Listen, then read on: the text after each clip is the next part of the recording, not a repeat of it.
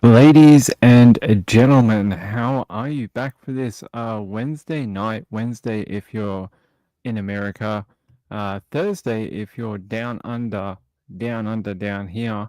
It is good to see you all. We've got many things to talk about, always many things, including more information and maybe action taken against that group home that Emily Pike went missing from and was found. We'll talk about more about that in a minute. How are you all? I'm going to let people get in here because this was sort of impromptu. This was all supposed to be done hours ago, but there's been some stuff going on in the background that I can't talk to you about, unfortunately. I hate mornings. How are you? Good to see you, Kathy Lynch. Natasha's here. Marjorie, Snap Crackle Pop, April B, Brenda Cress, Lynn D, Rachel. Glad to have you all here on this very hot Melbourne afternoon. Very, very hot. Actually, it's 23 today, but we've been going through this bit of like a heat wave down here. It's the last sort of gasp of summer until summer goes away. So it's just sort of very hot. And then next week, it's like half the temperature. So we're sort of doing that fall weather where it's sort of like hot and then cold, and then it's hot and then it's cold again. We're doing that backwards and forwards. Great to see you. Hey, Bees are live. How are you? Great to see you. Gayla's here, retired RN. Great to have you. Great to have everyone here. By the way, just some housekeeping updates. We do have the membership perk coming later this month for the decals. I saw the final samples today. They look very good. They will be shipped out of the USA for the majority of you. Yes. For the majority of you, it'll get shipped out of the US. If you're in Australia and you want one, I will post it for you because we don't have a company down here to do it. So I will just go to the post office and post it for you. An update on merchandise with the hoodies. It has been a nightmare. This company that we contracted back in January, they have just given me the runaround for months. They keep going, oh, they're done. Oh, you'll get a tracking number tomorrow. And then just never give it to me. Oh, we're delayed. We're waiting on one of them. The ink's not here or whatever. And then I don't hear anything for a week. And then I get in touch and they're like, yeah, they're shipped today to your customers. And I'm like, great. And then they don't give me any tracking number. And this has sort of been going on for like about a month now. I sort of gave them a little bit of time because they always said it was going to be about a month. Anyway, earlier today, I've been on the phone to like 3 other suppliers to get that fixed up for everyone. It's just this company's crap, and it's I don't even know if I'll get my money back for it. So I hope so. Otherwise, I'm going to contact my credit card company and do a reversal of the charges. So, stupid suppliers. Yeah. So they kept telling me, they're like, oh yeah, it's done. You'll get a tracking number in the morning. You know, so will the people that you put the addresses and emails for. Then just would never happen. Bloody hell. They came highly recommended too. The company I use, which I won't name right now, came really highly recommended through people I know. And they do like corporate things and stuff like that, and just nothing. So, am I slightly muffled? Am I? Hold on. Let me check something. Hold on. Where's my torch? Where's me torch? Hold on. Let me have a look at something. That one. That one. That one? Maybe that one. Yeah. Does this sound better? I hope that sounds better for you. Joe Neal says, how many bob did they get you for? So I think we paid something like $450 something because these were prototypes. So this sounds better. I hope it sounds better. Okay. I don't know what that was about. but Rory has been up here crawling around at nighttime. So she may have knocked something, turned something off. There we go. All right. Muffin, it's not a game. Don't you start. It was kind of quiet. Might have been because we had Zoom open before I went in here. So, hey, what are you doing? There's nothing there. Sorry, Muffin is like playing with stuff that there's nothing there. When funny again when you are close. What the fuck is going on?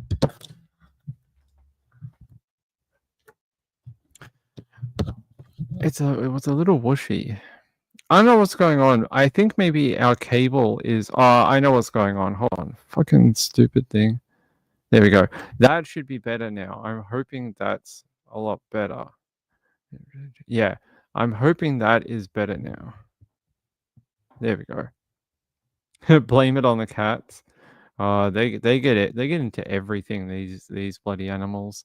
All right. There. All right. There the updates. I should have more updates on a new supplier next week. So that's part of the meetings. Not the meeting I was supposed to have this afternoon, but they were the ones I was doing this morning. Because I was like, well, if I'm going to pay a new company, I want to speak to the people directly. I was like, I want to talk to you in person on Zoom. So I'll get that sorted out and get that all worked out. And yeah, what do they call it? The decals, iron-on transfers. They will be later this month. Later this month. So if you're a member, if you've got the little membership thing, you'll be able to order one for free. It won't cost you anything. I think it's only the top 2 or 3 tiers. I can't remember what we worked out, but it's got to incorporate the postage and stuff like that. But I think it's like the top 2 or 3 membership things. So there we go. They're the updates for the channel. And let's talk about, now that everyone should be here, let's talk about Emily Pike. Wait, did I say hello to everyone? Hi, Diane Marie. How are you? Gayla's here. Joe Neal, retired RN, Kathy Lynch, Lynn D. Who else came in? BC came in. Marjorie's here. Brenda, good to see you. Kathy, Bees Are Alive. I think we got everyone else earlier. What's a... It's a UK word for balls. It's a UK word for testicles. It's bollocks. Oh, so if you ever hear that in a UK movie, that's what it means. All right, let's head out to Arizona. They're saying here the manager of Emily Pike's group home responds to questions regarding teens' murder. Well, I want to hear more about that because I want to know what they did to protect her or do their job. They're saying here, these are the questions. So there was a Q&A on azfamily.com. And it says here, is it mandatory to report the kids missing when they leave? What is the protocol with the police department? And they say yes, the group home must report all children as missing, even if they leave to go to the store without permission. Majority of our reports regarding the same child leaving without, so they're saying the majority of the children they report are normally the same few children who don't follow the policy or the rules of the home. They're saying when a kid runs away, why doesn't staff go and search for them? Their answer is, we are a standard group home. We are a hands-off facility. We never put our hands on a child. The only reason to even touch a child is to keep them safe from harm. For example, from running into ongoing traffic. I think they mean oncoming traffic when upset. We have been known to call Mesa police and stay on the phone and follow our children until police assist us, which is always immediately when our child are a danger to themselves or other. Question: are there 30 kids missing from your child's hostel. How many of those are accounted for now or have come back? No, there are not 30 missing children from our home. All of our children who have been reported missing have been accounted for. Those children who did not return to the home were placed in other facilities for many different reasons, including a higher level of care for their safety. Safety always comes first. And then the question is, why are they running away in the first place? Is there a better way to prevent them from running away in the first place? Yeah, just put like locks on everything, like Fort Knox. Just keep them locked up, and then when a neighbor gets suspicious that you have so many locks and they can see children through the windows, you'll have a different type of investigation because a neighbor called it into the, Department of Children's Services. Yeah, I mean, I get it. You can't just lock them up. It's not a jail. They're saying here, they say children run away for many reasons, to include missing their family. The group home helps with visitation to their family to ensure visitation is increased when possible, missing their friends because they are not used to following rules and a structure because they have mental health conditions, etc. And then a question, what happened the day Emily went missing? Did you call Mesa PD right away? And their answer is the group home staff followed all protocol. That's a very short answer. They said, what was your contact with Mesa PD in the days, weeks after Emily disappeared? Had they given you any updates? And their answer is Mesa police have been in contact with the group home. There is an open investigation going on to catch whoever did this. They are working ongoing. We are not going to get in the way of their investigation. Have police interviewed or questioned you and the people in the group home as part of Emily's investigation? Yes, according to the group home. Uh, Question, how scary and upsetting is this to your staff and the children at the group home, and how are you all dealing with it? They said, it is traumatic for us all. Our lives have been changed forever. We have amazing people in the community who are wrapping us up in resources to support us during this difficult time. We are hurting. People on the internet have been horrible. They have somehow forgotten that there is a killer out there. They are threatening to leak our homes. We need our children to feel safe and protected. We need our staff to feel safe and secure while taking care of the children. And then a question, do you believe the public has a misconception of the group home? They said, yes. I realize people don't have all the facts. We trust law enforcement to provide justice for Emily. Our group home puts everything we can into our children. We have been open for 24 years. We are still in contact with 95% of the children who have lived in our home. We have children who have graduated college, who are currently in college, who have amazing, successful businesses, who have large, beautiful families. We parent our children and sometimes their families. We are all about reunification of children and families. We do our best with what we can with the children to make sure that they have the best chance at a bright future. We want to create the most normal environment for them possible. We take vacations, participate in sport, attend sporting events. We treat our children as if we have birthed them ourselves. All of our children receive mentors. Right now, we are hurting. Right now, we are devastated. Question, how long has this group home been open? Well, they said 24 years before. And do you have all native kids from reservations? The answer, the group home has been open for 24 years. The owner of the group home has been working in the field of children and families for 35 years. She has a 35-year history of advocating for children and families. The group home has many contracts.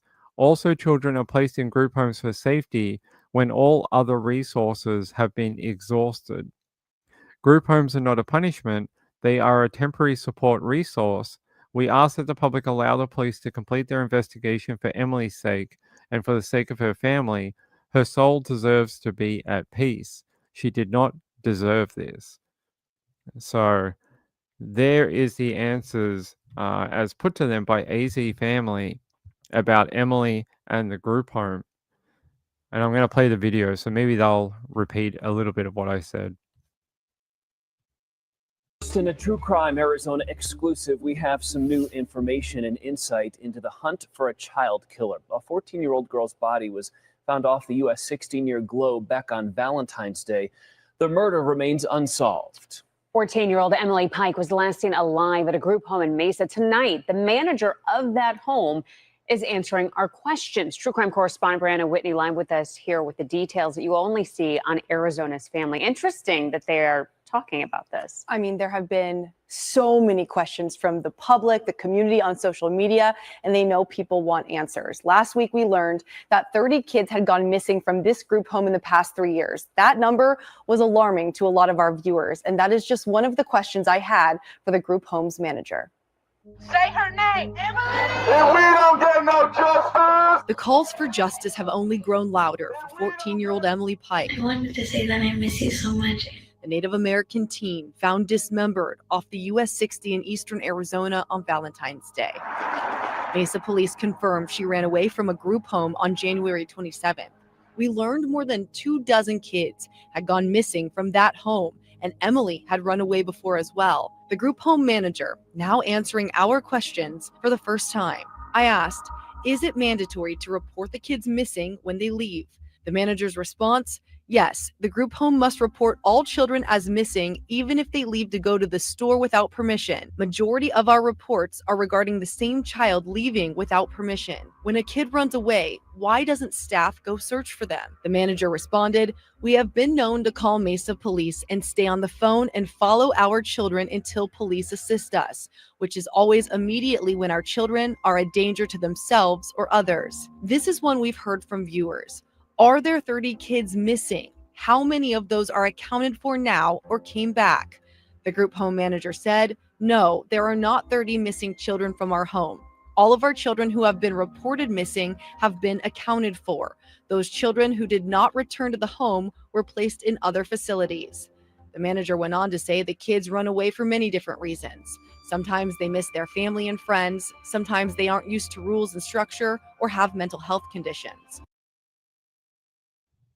You know, as someone who lived in these group homes as a teenager myself, I can tell you that some of what they speak to is correct, and I can only give you my observations, and I'm sure the ones run in Arizona are different to the ones run in Australia. But I can tell you there is a curfew, there is a lock-in time. If you're not back by like a certain time, they will not let you in. And then you get in trouble and you may get evicted. So normally, I think if I remember correctly, we had to be back by 7 p.m. And if we weren't back, so 7 p.m. was dinner time. And if you weren't present for dinner and hadn't provided like a phone call, a reason, something legitimate, that there's a reason why you won't be back in time or you'll be back late. Like say you're working, like you have a part-time job after school and they're like, oh, I'm not going to finish till 9:30. That's fine. They would already know about that.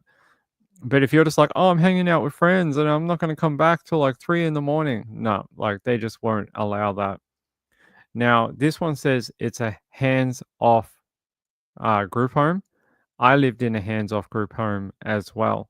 What is the difference between a hands-off group home and a hands-on group home? Well, hands-off group homes are sort of run sort of like a normal home. They have bedrooms. They have an office where, you know, the caretakers live and stay overnight.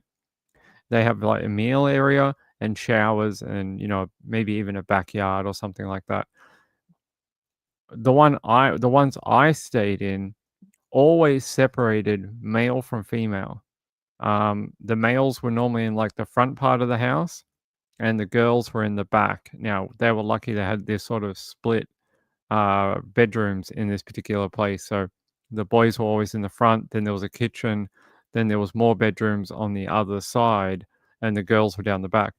That didn't stop us from visiting the girls at night after the caretaker fell asleep, but that is sort of how they're set up.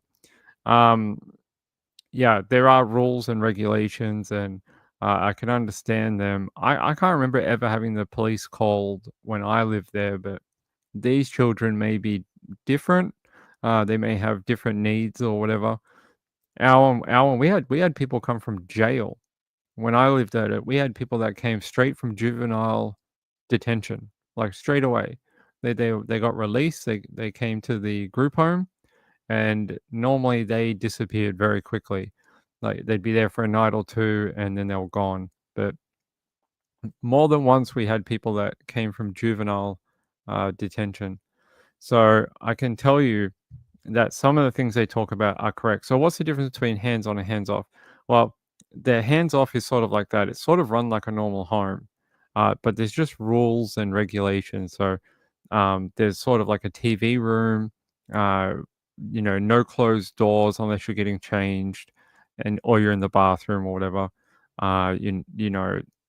There's a lot of activities and doing things together. There's a set routine, like lights out at 10 p.m. You have to get up at a certain time in the morning too. And the hands-on ones are for children who probably need more care, medical, developmental, things like that, where it's almost like a nursing situation where they're sort of helping the children a lot more. So she lived in one that was supposed to mimic a normal home. I don't assume, I just said they were different. Like, they may have different regulations in Arizona compared to Australia. So some of the things I talk about may not happen there because maybe they got different rules that they have to do. So they have single sex group homes in Arizona. It's interesting. All the ones here, I think majority of them are co-ed. At least I think so. I lived in one that was all boys. At one point, but the others were co-ed. The others were all co-ed, but yeah, maybe they only take females. I don't know. Well, interesting. The other two girls who went missing from this group home and were found dead from alcohol poisoning, they were both females too. So it may be a female only group home. Gayla says, I went to primary school with a girl who lived in a children's home.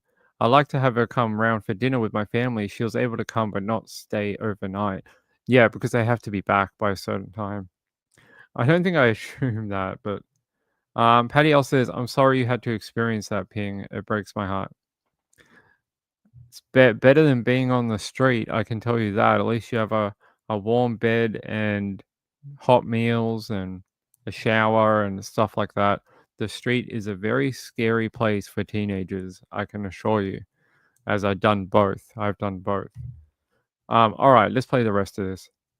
The manager said their staff and the children in the group home have been interviewed by authorities in Emily's murder investigation, and they are actively working with investigators. Because of public backlash against them, the group home manager says they are worried for the kids' safety. The group home manager said, "This is traumatic for all of us. Our lives have been changed forever. We are hurting. People on the internet have been horrible. They have somehow forgotten that there is a killer out there." The Department of Child Services confirmed today they have opened a licensing inquiry into the group home to determine whether they took the appropriate steps during this incident. But a DCS official said they do not believe anything the group home did caused the terrible outcome in this case. We have Yeah, I from the details that I know about Emily's disappearance and murder, for the majority of it, I think it was handled correctly.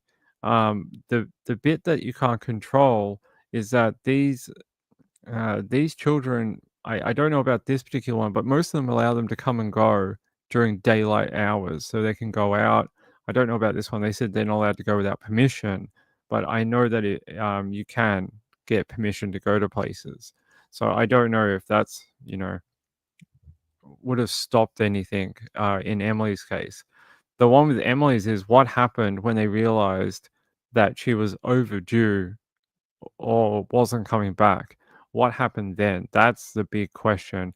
And who would she have been mingling with that would have hurt her like this and dismembered her. It's really awful. Gayla says, I went to primary school. Yeah, like a normal family household. A majority of them are set up like that.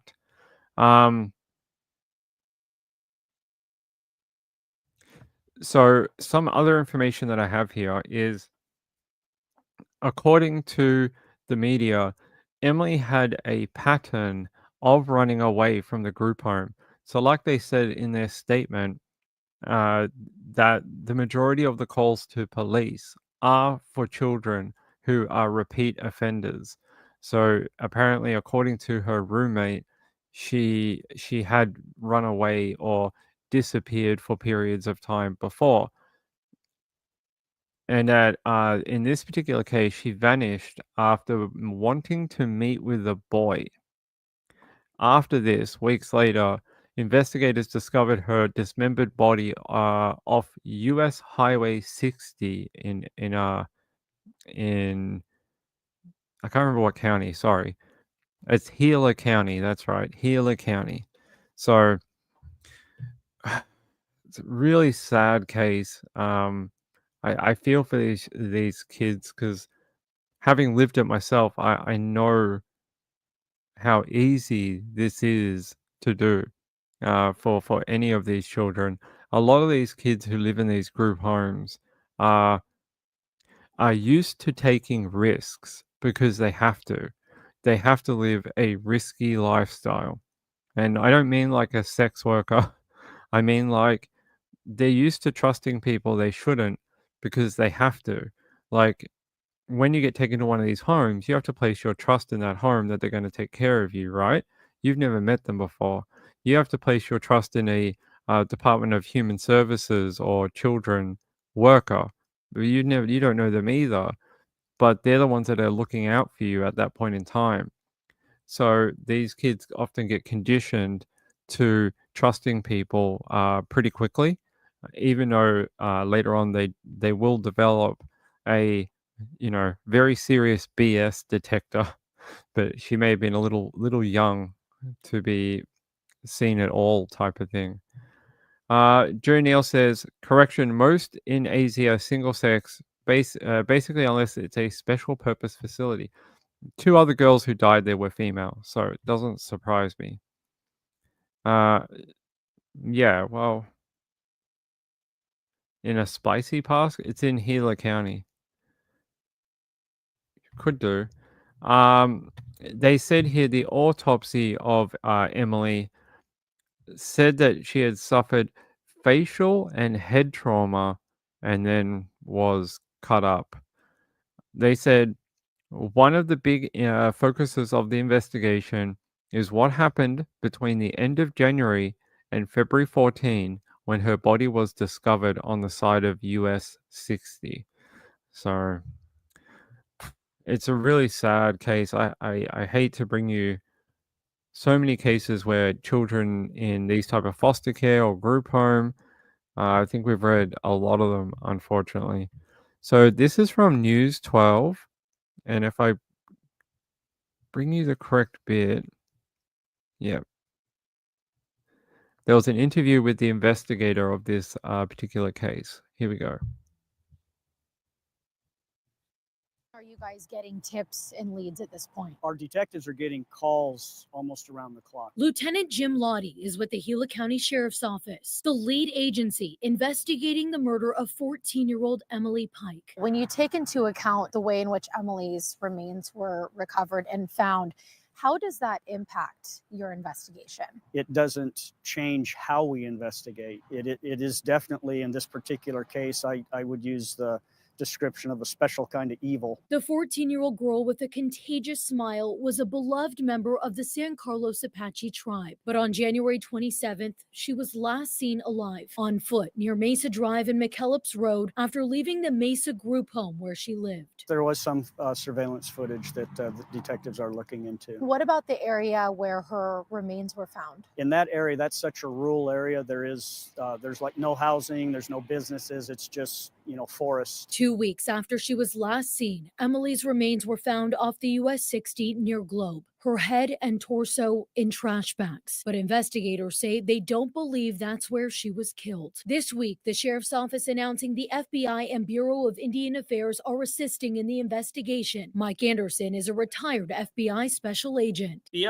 FBI will be involved in interviewing family, friends, acquaintances for information. Even the smallest breadcrumb can result in investigative leads. They will also be looking at her electronic footprint. Right now, there are no persons of interest, suspects, or arrests. Some of Emily's remains remain missing, though investigators have stated there is no active threat to the public. Given the fact that the person or people who did this are still out there, how can you assure public safety? There isn't anything that we can point to say that, yes, there is a threat. We don't know yet, who our suspects are or the person of interest. Emily's murder sending shockwaves throughout Indian country, sparking a greater conversation about missing and murdered Indigenous women, sharing Emily's name and story to ensure she is not forgotten. The detective shared with me they're getting a lot of calls from people that are like, please don't let this case die,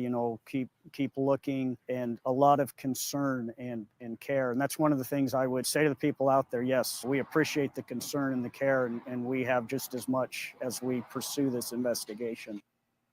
And Emily's cause of death is still being investigated by the medical examiner's office. I asked if detectives have recovered DNA evidence from the scene where Emily's remains were found. The lieutenant was unable to comment.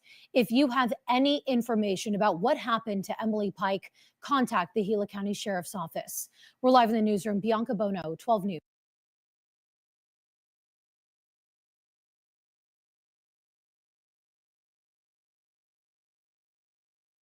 So I was trying to find it on the map. If we go to, I keep typing it in, but it won't take me there for some reason.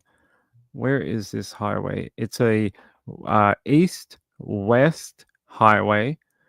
That's why it has an even number, not an odd number. Odd numbers run north to south. Let me see. So they said just outside of Globe. Okay.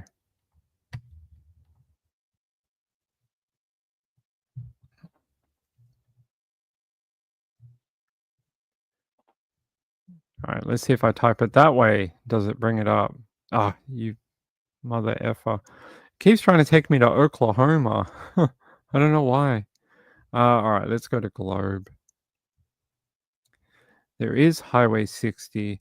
They said just outside of Globe, didn't they? I don't know which direction it would be. But as you can see, they're not lying. Here's US 60. Let's go out into the, that's Globe? Miami. They said Globe, so that's 70, 60. There's not much out here. Like they were not lying. This is 70, 60, 70. Don't know why it changes number. National, local, I don't know. But this is the road, and she was found dumped like in a very area that looks very similar to this. Little bit of trees, sparsely, vegetated, and there's about the only thing out there is the Arizona Department of Transport, probably a tolling booth or a truck wait station or something. Yeah, it does. Yeah, for truckers. Yeah, looks like it. Yeah, there's nothing out here, and it's a long way from home. So if you just keep going out here, there's nothing out here. It's just rural, desert and treeland. There you go. Just not much. And that's where she was located, very far from home, from Mesa. So that's Globe. And if we go out, we should be able to find Mesa, Arizona, if Ping can Ping can find it on the map. There's Phoenix. We all know that one. Is Mesa north? It's my geography of there's Tucson. It's probably on this map and Ping can't see it. Flagstaff, I know that one. Ping can't find it, but that's okay. You can kind of get what I'm getting at, though. It's just she should have been able to make it home. So she was an hour away from where she should have been. An hour. So very, very sad. This is her final resting spot on the side of a country road with no one around, really. Very, very few farms, no farms or anything, just land. So Globe is almost in New Mexico. Yes, Mesa proper. Hey, Joe Neal. Snapcracker Pop said they are lucky they found her body in the middle of nowhere. Yeah, it could have been there for years. There's been other cases where they've found remains and they've been there for like 15, 20 years. And then it was finally like a Department of Transport person or a county worker is out there, like, doing weed control or just taking down long grass, and they end up coming across human remains. It's happened so many times. She's very lucky that they found her so quickly after her death. I'm guessing the sparsely populated and like not a lot of vegetation probably helped in being able to locate her quickly. Like if this was somewhere like Vermont, where you have just so many trees, very forested, it's very dense. It may have been a lot longer, but maybe because this is more uh, desert type area, maybe that helped in making her more visible to people walking by or driving. But yeah, you can see there's not much out here. Yeah, if we go out, well, there's the border for Arizona and New Mexico. It's not that close. You'd have to keep going down 70, or you can go north too. There's the path through. So this road actually goes all the way up. If you keep going, it just keeps going. You eventually end up in Oklahoma. If we keep going up here, if we go Oklahoma, there's 40. It runs through here too. Because every time I searched it, it kept trying to take me here, and I was like, no, Arizona, not Oklahoma. But yeah, it runs all the way through here and keeps going. So, and there's the Gila National Forest too. So she was found out here in Gila County. So there you go. Well, West Mesa is the shite part. Yeah, I can't see anyone's comments while we're on a map or a different page. Patty L says, I don't like talking about crimes against children. It's very upsetting to me. I don't tend to do a lot of child cases, but this one is very important.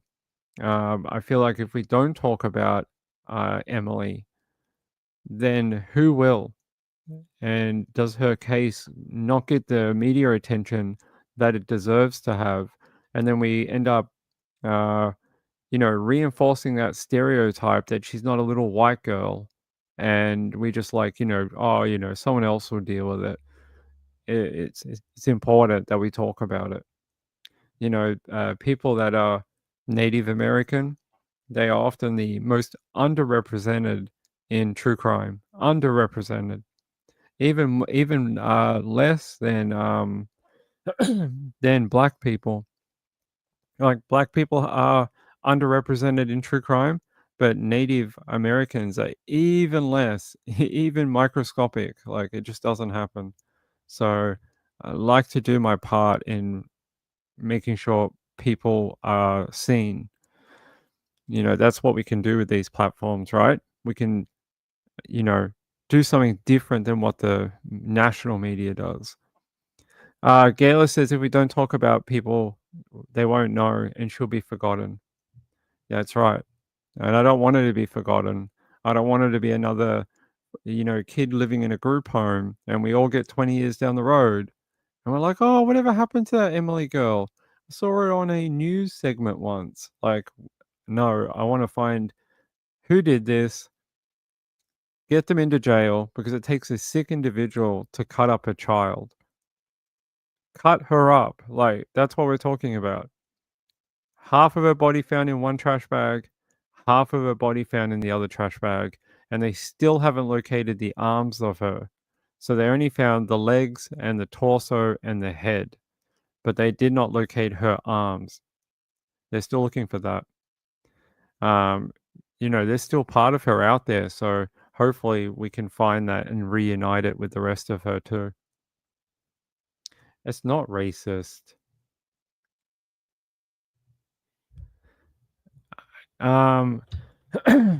She's all over TikTok. I don't use TikTok. I don't know what TikTok is. Patty L says, the dear sweet children I'm very close to next door have been taken away from their mum because of a serious crime, so it just hits home for me. I miss them.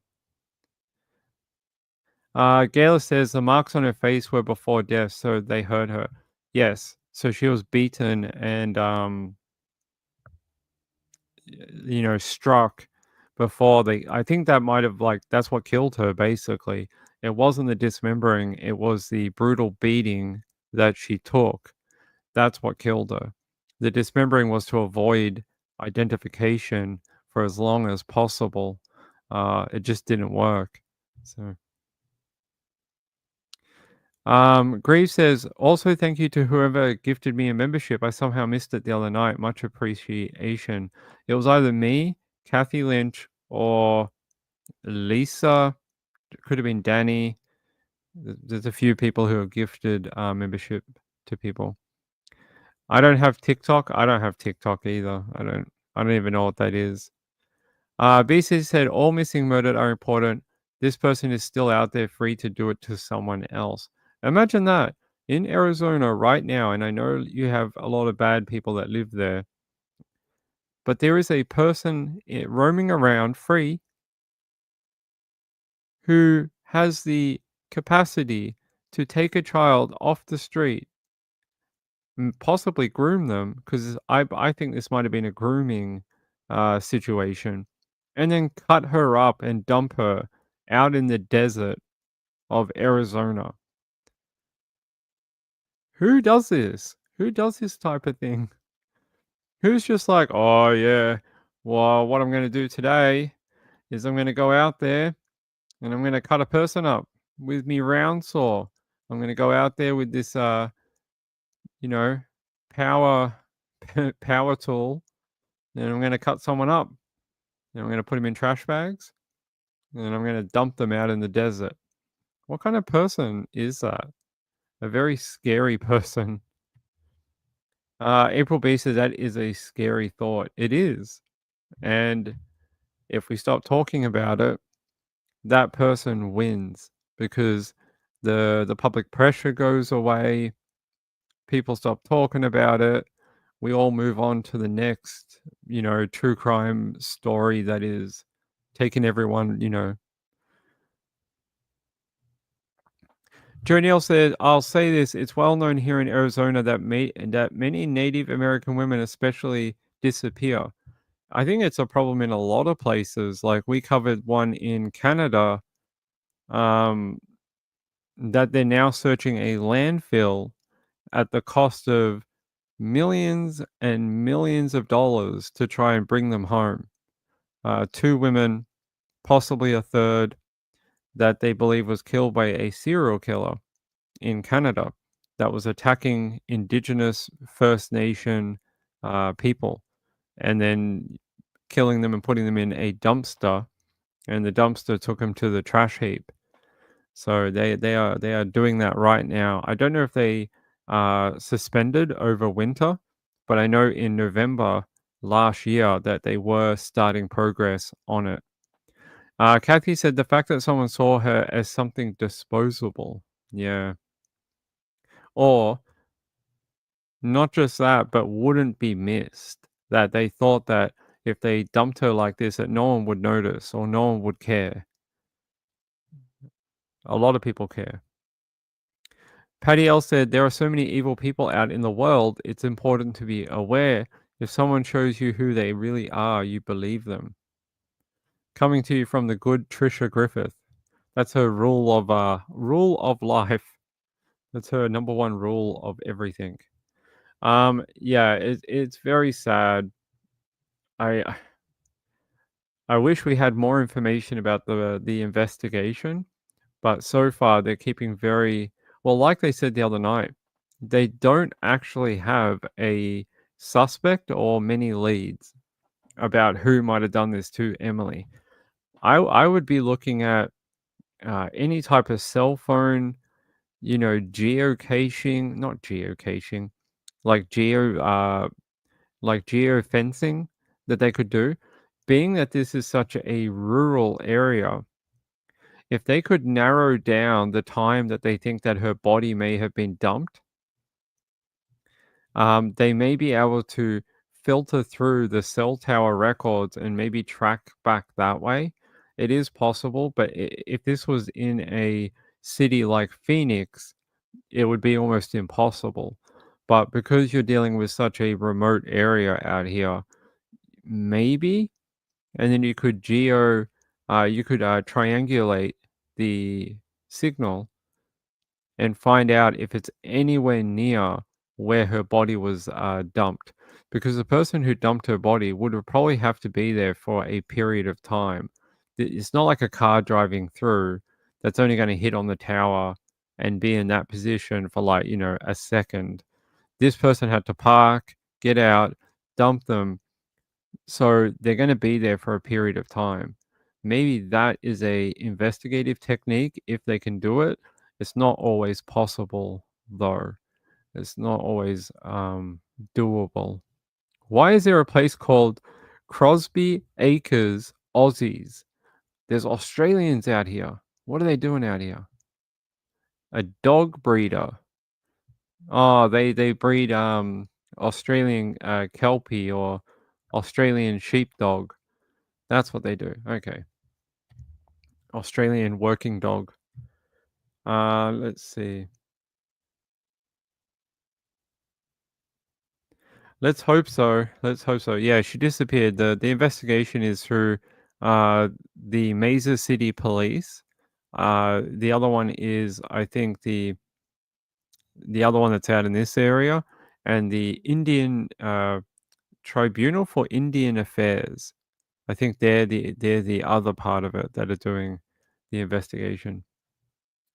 I know, but Trish says it constantly, every day. Patty L says maybe AI could find the phone that was with her perpetrator. It is possible.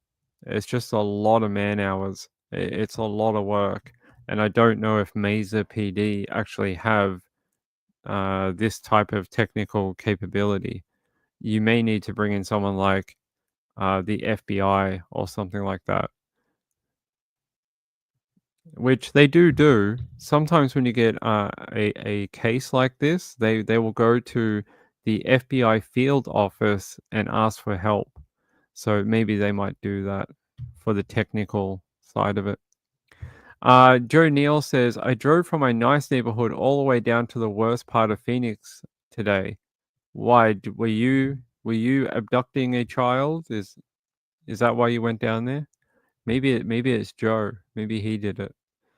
Kathy says, does the reservation have their own PD? She wasn't taken from a reservation, so it doesn't matter.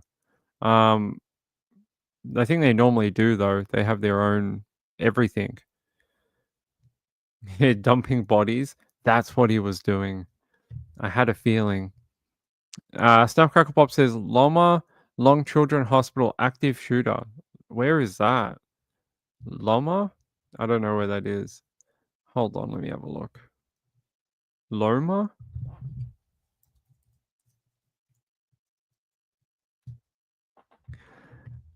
Swatting call about gunman at the hospital. So it says, yeah, it was a fake call. A fake call. So calm down. It's all good. now, and this is positive news, and perhaps we're seeing some signs of this, but we are getting sources that say that the San Bernardino County Fire Department is affirming that the scene is clear and nothing has been found. And we also have found out that the CHP is now reporting the same thing. So multiple sources when it comes to emergency personnel, that the scene is clear. Granted, there's still tremendous personnel there, but that is a really good sign, and it also does jive with what we are seeing with our own eyes, Chris. The more relaxed, you know, how the law enforcement is behaving, how the people are behaving.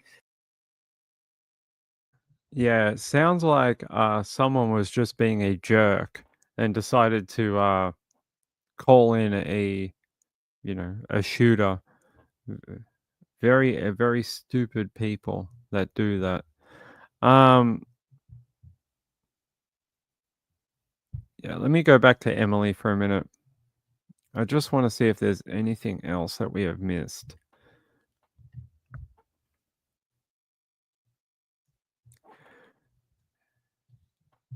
So this is the San Carlos Apache tribe mourns loss of MMIW victim. I don't know what that means. 14-year-old Emily Pike. So this is the reservation sort of doing their like a vigil, like their version of a vigil.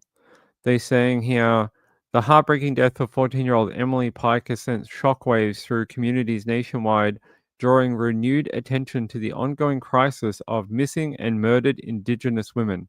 Okay, that's what it means. MMIW.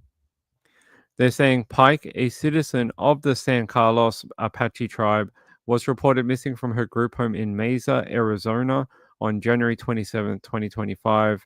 Her remains were discovered almost 17 days later on February 14, 2025, northeast of Globe, Arizona on Highway 60. They're saying here, our tribe is mourning the tragic death of one of our young members. This is a terrible loss for the teenager's family and our tribe. They're saying the Gila County Sheriff's Office is leading the homicide investigation with support from the FBI. There we go. Because the other day they didn't mention the FBI. They mentioned the Bureau of Indian Affairs. That's the one I was thinking of before. So the FBI is now involved. Good. They've got a lot of resources. San Carlos Apache Tribal Police are also investigating. Interesting. They said while authorities have received numerous tips and leads, no arrests have been made. That's very interesting because the other night the cops admitted that they had no leads to go off. They say in response to this tragedy, several events have been organized to honor Pike's memory and shed light on the MMIW crisis. A 2016 study of the National Institute of Justice found that over 84% of American Native and Alaskan Native women have experienced violence in their lifetime, with more than 56% having faced sexual violence. In 2020, homicide was among the top 10 leading causes of death for AIAN females aged between 1 and 45. There you go. They're saying a candlelight vigil is scheduled for 2 days' time on Saturday. So if you want to go to a candlelight vigil and you live in Arizona for Emily Pike, it's going to be at the Apache Gold Casino and Resort to honor Pike's life and continue to raise awareness about the violence disproportionately affecting Indigenous women. So if you're in the area, head down to the Apache Gold Casino and Resort for the candlelight vigil this Saturday for Emily. So is that true? I didn't know that. That's very strange because AZ Family only reported that 3 agencies were investigating, and that was less than 24 hours ago. And they said that they didn't mention FBI at all. Here, I'll show you the article. Where is it? 2 days ago? No, it's not. It's not that one. Hold on, let me find it.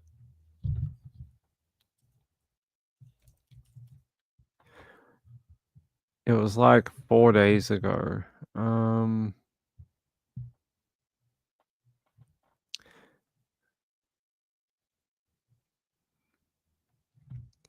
Maybe this one?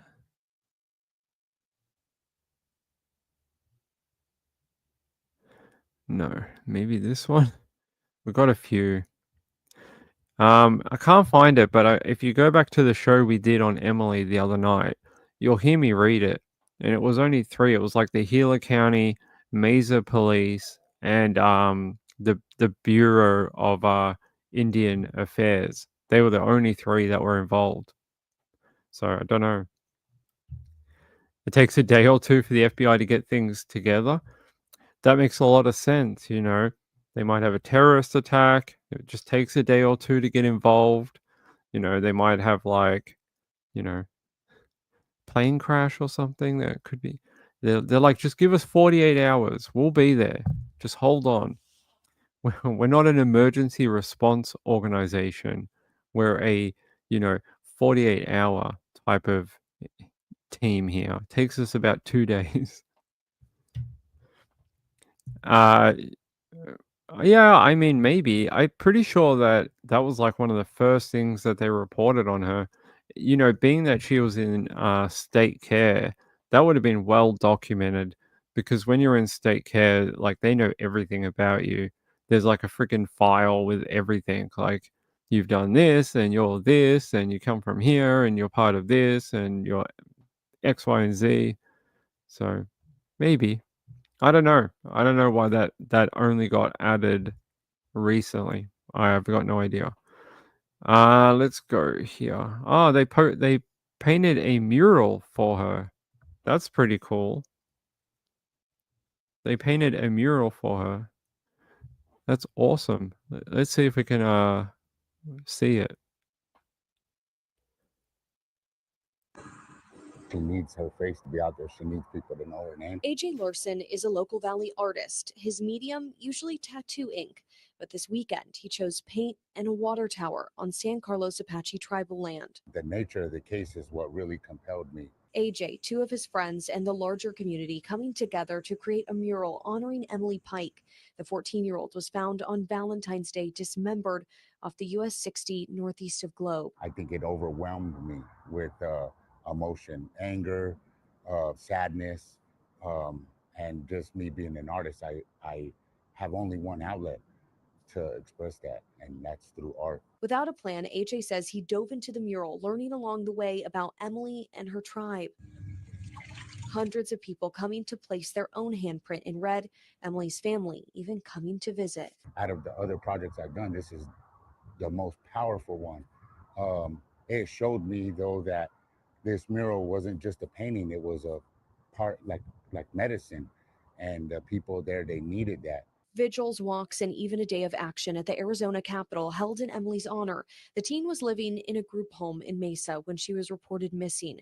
Weeks passed until her body was found.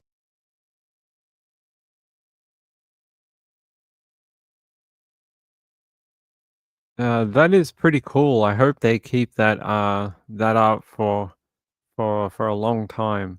That is pretty good work. It looks awesome. Trump will have it painted over as soon as possible. He might. Does he do painting? I don't know if he does. I'm not sure he's much of an artist. I think he's got other things he worries about. All right. That's enough of this for now. I will bring you more about Emily when I have it. Let's go here. All right.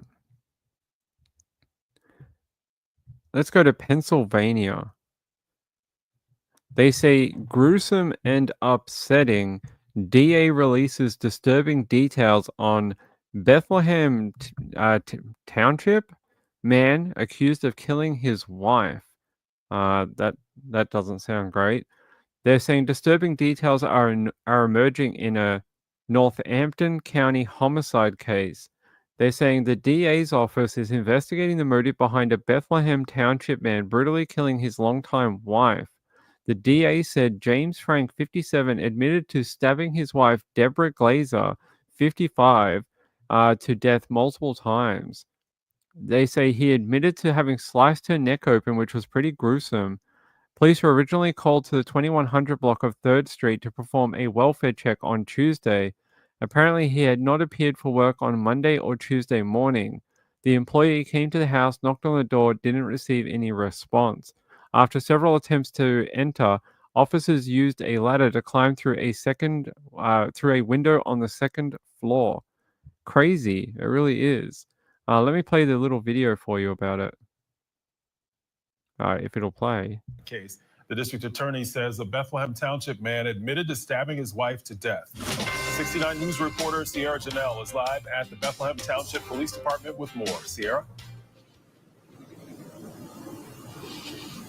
Well, Haciel, this morning I spoke with the Northampton County District Attorney. We are learning that this started when police were asked to perform a welfare check on a Bethlehem Township home when they learned that 57-year-old James Frank didn't show up to work this week. That was reported by his employer. Now, when officers arrived, they said that Frank approached them and said that his wife was dead in a bathtub. Now, I do want to warn you that some of these details you are about to hear are disturbing. He admitted to having sliced her neck open. It was a pretty gruesome injury. The Northampton County District Attorney's Office is investigating the motive behind a Northampton County man brutally killing his longtime wife. Police were originally called to the 2100 block of 3rd Street in Bethlehem Township to perform a welfare check on Tuesday. Apparently, he had not appeared for work on Monday or Tuesday morning. The employer came to the house, knocked on the door, didn't receive any response. After several attempts to enter, officers used a ladder to climb through a window on the 2nd floor. When they arrived, District Attorney Stephen Barada says police were met by 57-year-old James Frank, who told them, quote, "My wife is dead in the bathtub," end quote. I don't want to call it a confession, but he made admissions as to his participation in the death of his wife. Police say they found Frank's wife of more than a decade, 55-year-old Deborah Glasser, lying face up in the bathtub with several wounds to the chest and a blood-soaked shirt. We can't confirm how long she had been dead, but it was pretty clear that it was many hours prior to the police response. Officers say knives, razor blades, box cutters, and a mallet could be seen in the bathroom.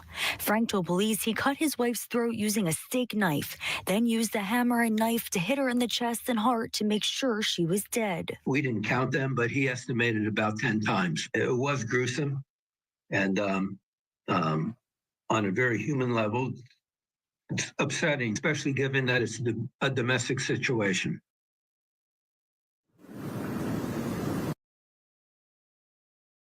That is awful and just absolutely brutal. I've never heard anything so severe. That is horrific. What a awful end to that woman's life. Yeah, Jesus, that's horrible. They're saying here, he has a preliminary hearing set for March 25. He's been charged with criminal homicide and is being held at the Northampton County Prison without bail at this time. So I'll let you know more when he gets to jail. Yeah, I know, just divorce, right? Just do that. Yeah. Thank you, Kathy. I appreciate that. That is very kind of you. Hold on, guys. All right. Give me one sec. I just have to get something from Muff. Hold on.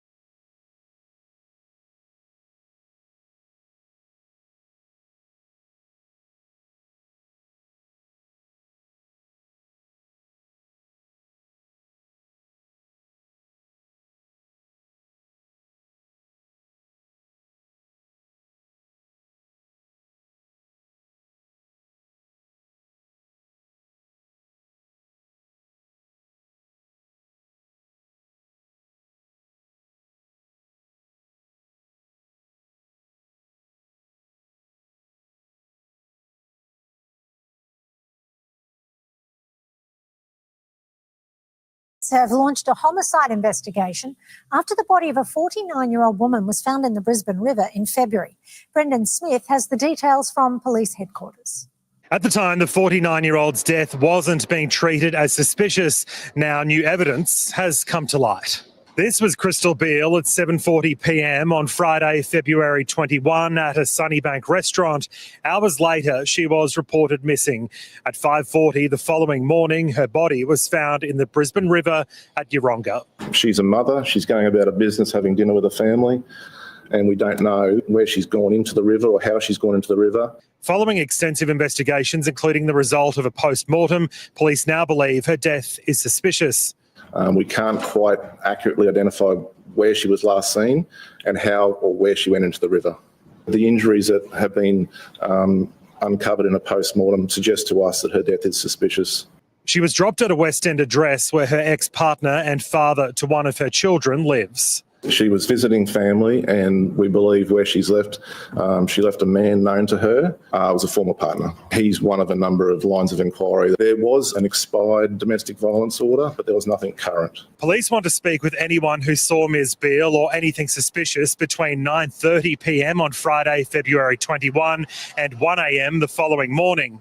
We have scoured that address, that location, CCTV from City Cats, the ferry terminals, the buses. Police are yet to lay any charges.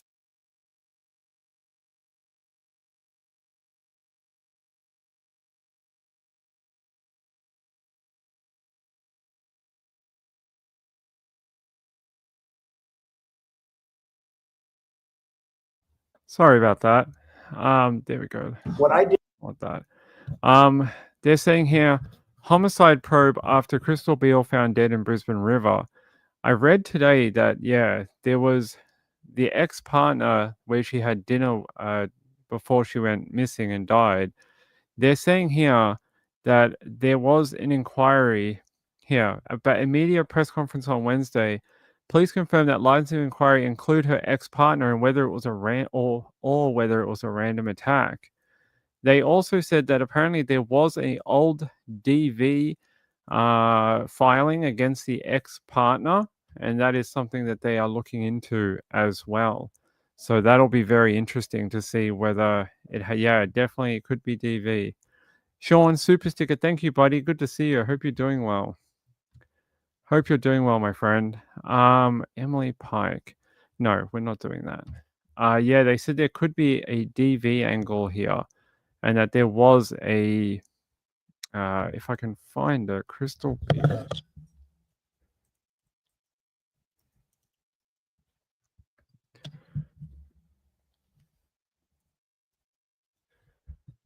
Let me see. They want answers. Yeah, so let me go here. They said, I can't find the quote.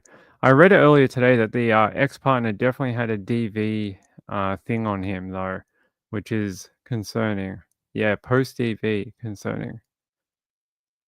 Yeah, when did the pigeons get fat? Wait. When did pigeons get fists? Yeah, when did they get fists? Tell me about that. Let me see here, guys. All right. A best Aussie cop show, like a 1-hour drama? Maybe Water Rats. You can watch that one from the early 2000s. Water Rats. It's like Water Police. Let's see. I'm just trying to find the other link for it. Crystal Beale. There was another link that came out overnight. Maybe this one? Yeah, apparently according to Miss Beale's shattered daughter, Charlie Rose, described the development in the case as horrific when she took to social media on Wednesday in a desperate bid to find out what happened to her mum. They said, at first we were assured that her death was non-suspicious. This has now taken a horrific turn, and I'll never be the same again. I urge anyone who knows anything to please contact the police with information.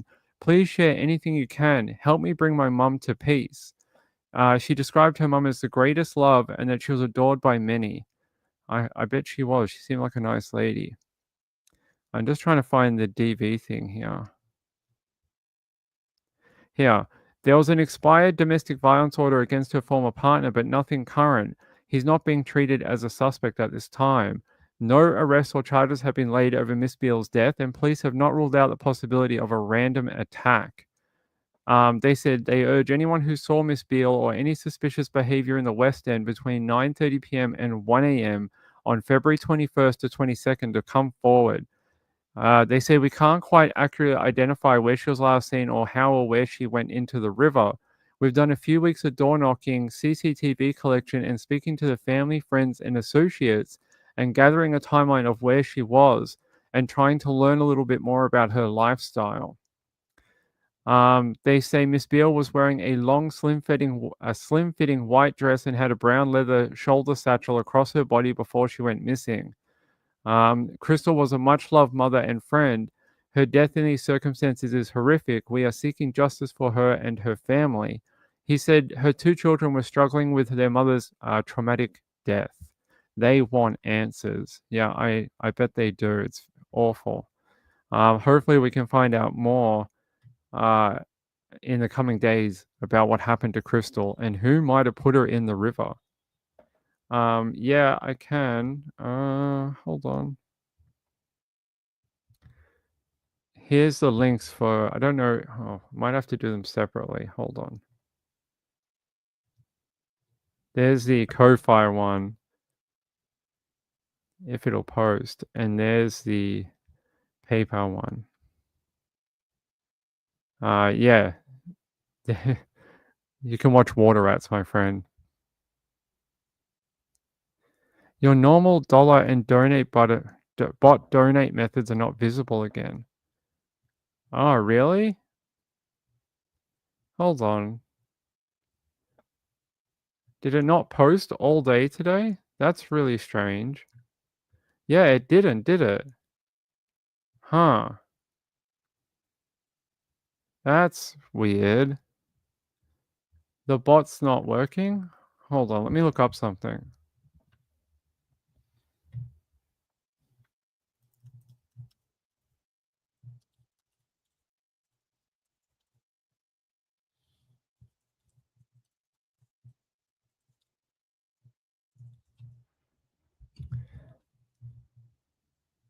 Yeah, I'm not sure what's going on. That's very strange. Yeah, I didn't notice that it hasn't been posting all night. Huh. Weird. Yeah, I'm not sure. I'll have to look into the bot after the show. You haven't seen the Nightbot in a little while? Okay. Maybe it got revoked or something. Maybe Nightbot got revoked. It could have. Let's see. Nightbot.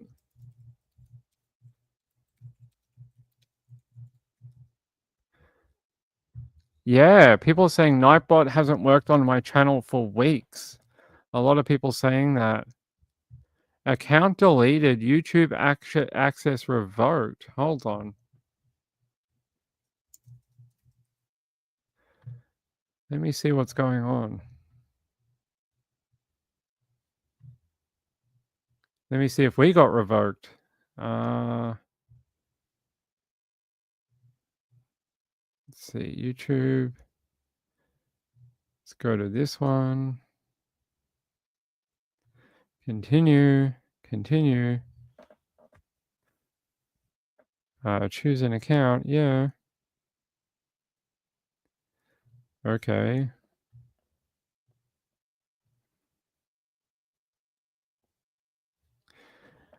Weird. I don't know what's going on.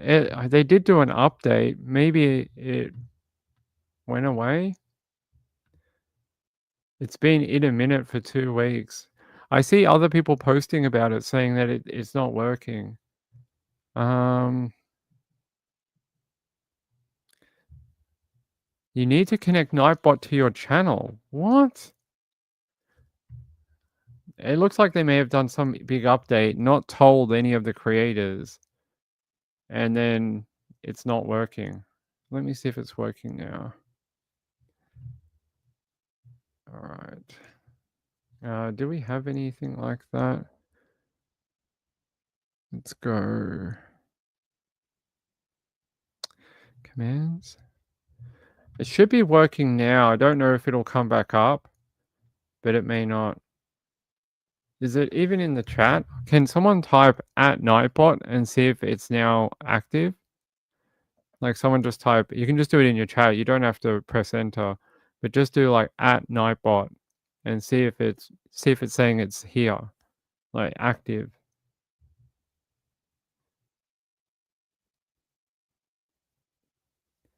I just checked another channel and it's visible.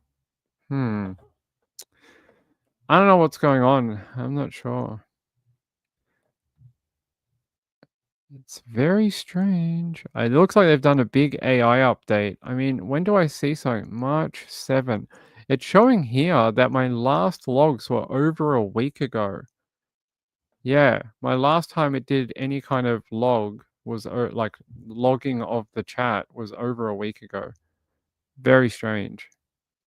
Yeah, but they didn't tell anyone about the updates. That's the thing. They just did them and just assumed everyone would know about it. Oh, yeah. I guess it's gonna work now that we've redone it. Yeah, about a week ago. That's when the last time it was working. Yeah, being a very bad boy, apparently. Stupid Nightbot. But Sean, thank you for the super sticker. I do appreciate it. It's very kind. Yeah. Let me see. Nightbot.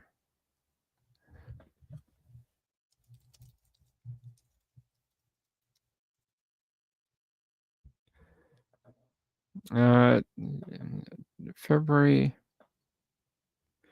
Let me check like last month. Past month. Yeah, I can't see anything, but it definitely wasn't active when I went in there. It was like it was inactive. Why? I don't know. I'm not sure. All right. Let me see if I have any other stories on our list for tonight. Yeah, I'll do this one for Kathy if I can get it up. She says, this is from Kathy Lynch. A Tennessee man shot by his dog while laying in bed. Bad dog. They're saying a bullet grazed the Memphis man's thigh after his 1-year-old pit bull got his paw stuck in the gun's trigger guard. Wow, what a way to get shot. They say a dog bites man is hardly news, but in Tennessee, a dog recently shot a man, according to authorities, in what is only the latest instance of a kind of accidental shooting that intermittently occurs in the U.S. Gerald Kirkwood reported to police in Memphis that he and a woman were lying in bed with a firearm when his dog jumped up and inadvertently caused the weapon to discharge. A bullet grazed the man atop of his left thigh, according to the local news station WREG, which cited police. WREG recounted how Kirkwood's 1-year-old pit bull, Oreo, had gotten his paw stuck in the trigger guard of his owner's gun. Oreo ultimately squeezed the trigger and shot his owner, whom the station and multiple other news outlets identified. The woman accompanying Kirkwood and Oreo reportedly left the home when the shooting occurred and took the gun with her, while the wounded man was brought to a hospital in a non-critical condition. Memphis's Fox 13 news station said it later spoke to the woman who described to the outlet how Oreo is a playful dog and likes to jump around and stuff like that, and the gun just went off. Asked whether she woke up because Oreo jumped on the bed or because her companion was shot, the woman told Fox 13 the gunshot, yeah, a combination of the two. The woman said keep the safety on or use a trigger lock after the shooting. She was recommending that, which police classified as an accidental injury requiring no action against Oreo or his owner. Jeez. So that's one way of a man's best friend getting back at you, isn't it? Oh, Nightbot came back. There he is. Okay. Oh, weird. All right. Well, at least the Nightbot has now been fixed, apparently. Yeah, I don't know if he has a permit. The dog that killed Liberty Valance? Yeah. Jojo said, if a man has a pit bull and a gun in his bed, no room for me. Oh, yeah. No, Oreo is not going to jail. I don't know. I don't know, having a weird gun and dog and 2 people party in the bed apparently. Um, yeah, okay, it's back up again. It's weird. These are very old. These are very old the way they're worded. Strange. Strange. Gayla says, I would share with a pity. Okay. I don't know if I would. He might shoot you. Look what happened to this guy. He got shot. So who knows? Who knows what happens? Let's see. Let's see if I got anything else with you.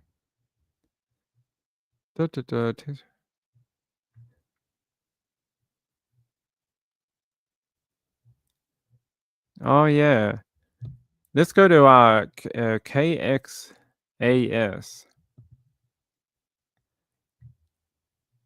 After Fort Worth man blacked out, killed girlfriend before leading police on a car chase, according to an arrest affidavit. Let's have a look. Court documents say a man armed with a gun in a stolen vehicle led police on a chase shortly after shooting his girlfriend, shooting and killing her. Fort Worth police say Dylan Jones here shot Ariel Levy in her apartment, then took her SUV and phone. When police found him, he took off in that SUV, leading police on a multi-city chase. Look at all those police vehicles following. Fox 4's Peyton Yeager spoke with a witness to the chase. The suspect, Dylan Jones, now faces the charges of murder and evading arrest after Fort Worth police say he killed his girlfriend. He led police on a dangerous chase through Tarrant County, putting many lives at risk, running red lights and driving on the wrong side of the road. The family of Fort Worth mother Ariel Levy sent Fox 4 this photo Tuesday, saying they will miss her forever, especially her 2 children. Fort Worth police say the 28-year-old was murdered inside her apartment by her boyfriend, 30-year-old Dylan Jones. Levy's family confirms the 2 were dating. According to an arrest warrant affidavit Fox 4 obtained on Tuesday, police were dispatched to a home Monday evening in South Fort Worth. The caller stated Jones showed up, claiming he, quote, blacked out and killed his girlfriend Ariel. The caller also noticed blood underneath Dylan Jones's fingernails.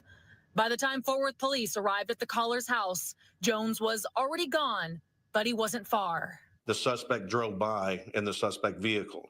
So officers attempted to pull him over. A dangerous 40-minute police chase began through Tarrant County.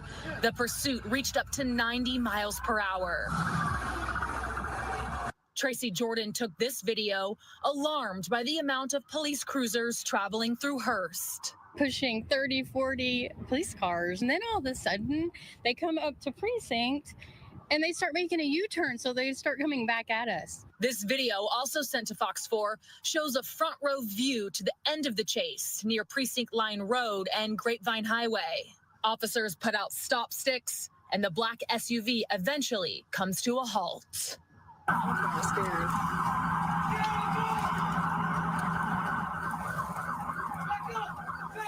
Police used a taser and took Jones into custody. Levy's cell phone was found inside her vehicle, along with a handgun. Detectives also observed what appeared to be dried blood under Jones's fingernails. And while the chaos played out in Hearst, Fort Worth police officers made the grim discovery at the couple's complex near Highway 287 and Blue Mound Road. This photo shows where officers broke into the apartment. Levy was found lying in the bedroom with a gunshot wound. Fort Worth police also say they found a shell casing lying next to Levy that matched the weapon that was found on Jones when he was arrested. Jeez, what the hell? Why? They're saying a Texas man has been charged with murder after telling a friend he thought he had blacked out and killed his girlfriend Monday night. Dylan Jones, 30, led Fort Worth police on a 40-minute chase until officers had to use road spikes to deflate his tires, causing him to crash. Jones wove through traffic, running red lights and driving on the wrong side of the road. The evening began for cops around 3 p.m. Monday when a 911 call requested a welfare check for a 28-year-old called Ariel Levy. The caller reported that Levy's boyfriend, Jones, had said he blacked out and thinks something bad happened. Police went to the apartment, but no one answered the door, so they left. Shortly after 6 p.m., another 911 call came in from a man who said Jones had come to his house and said he thought he'd killed his girlfriend at their apartment. Jones showed up to the residence stating that he killed his girlfriend, Ariel, before leaving the location. A witness at the residence said they tried to keep Jones there after calling 911, but he left. As police were speaking with witnesses, Jones reportedly drove by in Levy's car, and police tried to stop him. After that crash that ended the chase, police still had to use a taser to bring down Jones, who was armed with a 30-80 pistol, and took him into custody. Meanwhile, officers went to the apartment where Jones lived with Levy and found her dead inside with an apparent gunshot wound.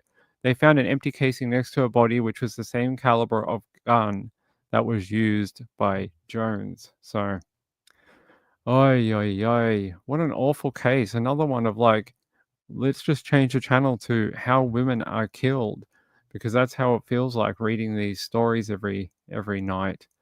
Let me go here. All right, my ladies and gentlemen, it is late. I'm going to let you go.